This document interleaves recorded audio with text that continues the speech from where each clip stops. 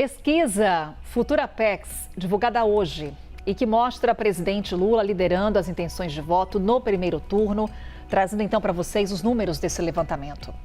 No primeiro cenário, Lula aparece com 40,1%, Flávio Bolsonaro, 36,8%, Ronaldo Caiado, 5%, Romeu Zema, 3,7%, Renan Santos, 2,6%.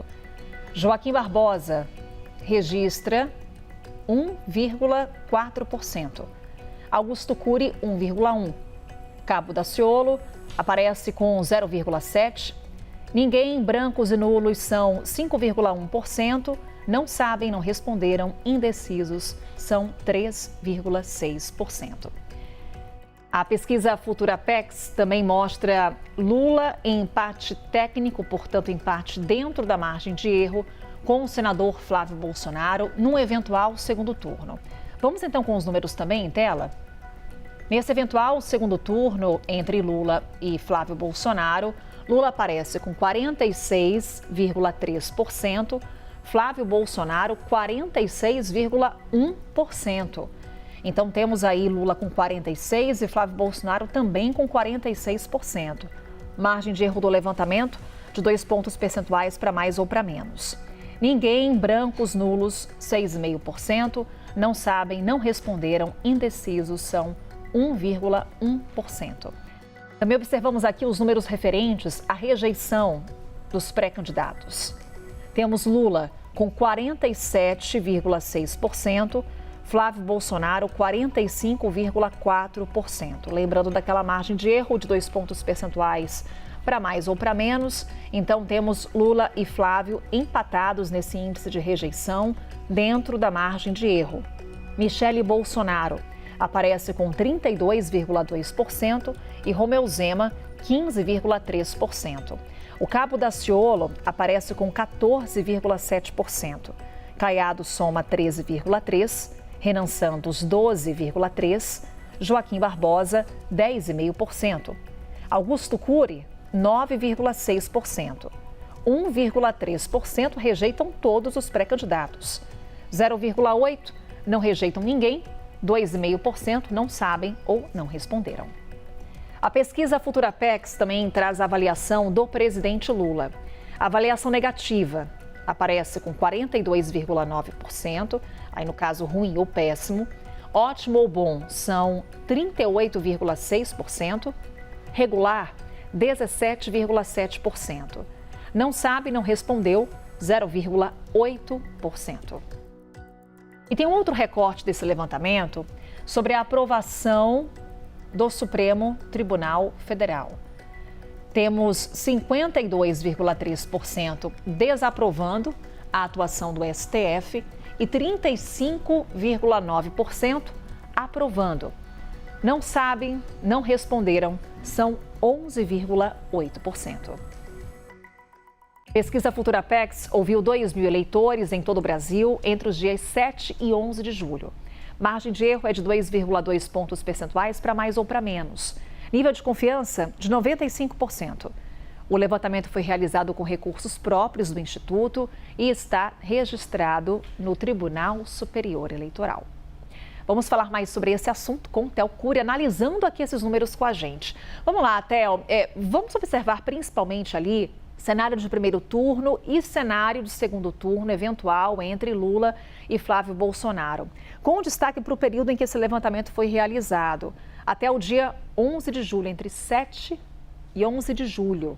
11 de julho é quando Flávio Bolsonaro vai às redes sociais e lê a carta que foi escrita pelo pai Jair Bolsonaro, mostrando ali apoio à candidatura, à pré-candidatura do filho à presidência da República, em meio ao conflito, às críticas da ex-primeira-dama Michele Bolsonaro. Como o levantamento foi realizado até o dia 11, ainda não é possível captar muito o quanto que essa carta surtiu efeito, ou até mesmo agora a decisão do ministro Alexandre de Moraes de proibir a visita de Flávio Bolsonaro a Jair Bolsonaro por 90 dias. Exato. A pesquisa ela reforça a polarização entre o presidente Lula e o senador Flávio Bolsonaro, mas ainda não consegue captar o efeito da carta que foi lida pelo Flávio Bolsonaro nas redes sociais e que tem repercutido desde então e que levou, inclusive, a essa proibição, esse veto de visita do senador ao pai dele, o ex-presidente da República, Jair Messias Bolsonaro. Muito provavelmente as próximas pesquisas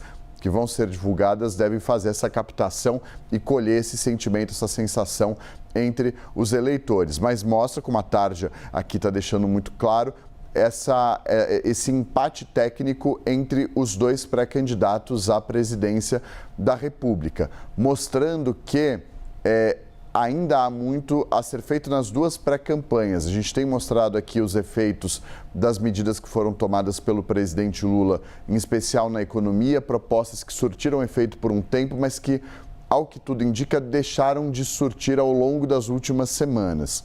E desafios que, para além do que o presidente Lula vive, o senador Flávio Bolsonaro vive nesses desgastes internos dentro do Partido Liberal. Agora pode haver uma nova mudança de poder dentro da família Bolsonaro com essa proibição da visita do Flávio Bolsonaro. A Michelle Bolsonaro sai mais empoderada nessa disputa entre eles. Então aqui a gente vê, já estão em empate técnico mesmo, sem a margem de 2 pontos percentuais para mais ou para menos, e essa mudança que vem com o empoderamento da Michelle Bolsonaro pode ter um impacto na pré-campanha do Flávio Bolsonaro. E há uma avaliação dos aliados do Flávio de que a decisão do Alexandre de Moraes pode beneficiá-lo. Isso as pesquisas vão ter de mostrar ao longo dos próximos dias sobre esse resultado do que foi a divulgação da carta e a decisão do ministro Alexandre de Moraes. Chamou a atenção que essa polarização fica muito evidente não só por esse cenário de segundo turno, mas também, Thalcuri, quando a gente olha para o índice de rejeição. Tanto o presidente Lula quanto o Flávio Bolsonaro estão empatados dentro da margem de erro nesse cenário de rejeição, ali com uma vantagem numérica, digamos assim, nesse índice de rejeição do presidente Lula liderando, né? Na verdade, aqui o índice de rejeição, então temos Lula com 47,6% dos entrevistados rejeitando o nome do presidente Lula e 45,4% rejeitando o nome de Flávio Bolsonaro. Então, Lula lidera, mas empatado dentro da margem de erro com o senador pré-candidato Flávio Bolsonaro do PL. Também evidenciando aqui o teto dos pré-candidatos também diante dessa polarização. E voltamos àquele ponto que mais cedo conversávamos, o quanto que esses altos índices de rejeição podem abrir caminho para um terceiro nome. Pois é, mas o terceiro nome, que aqui nesse caso seria o Romeu Zema, está muito distante ainda nas pesquisas.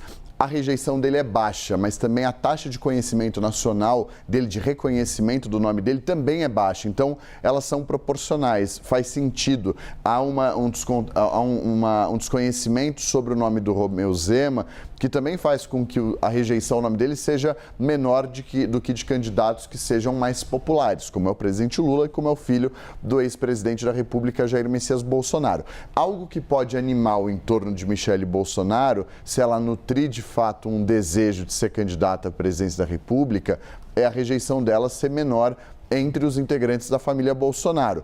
Não há uma defesa pelo nome da Michelle no núcleo duro do ex-presidente. O Jair Messias Bolsonaro escreveu uma carta dizendo que o candidato dele é o Flávio. Escreveu lá em dezembro e reiterou agora. Mas, para quem defende o nome dela, esse é um quadro bom e são números importantes que poderiam torná-la uma opção.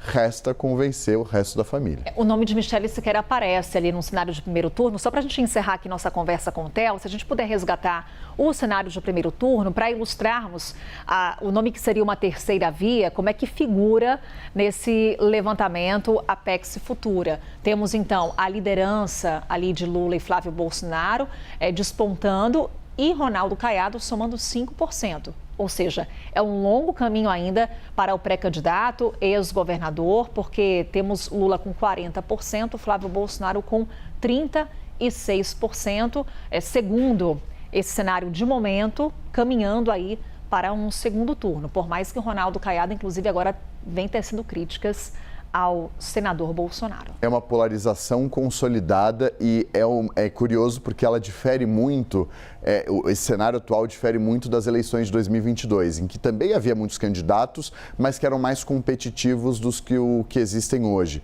Então a gente está falando, por exemplo, de Simone Tebet, a gente está falando, por exemplo, do Ciro Gomes, enfim, são alguns nomes que no passado apareciam melhor posicionados dos que as outras opções, para além dos dois que polarizam as pesquisas. Theo Cury, nosso analista, conversando aqui com a gente sobre eleições 2026. Obrigada, Theo. Até já. Valeu, até. Vamos falar sobre a nossa Conexão Agro agora.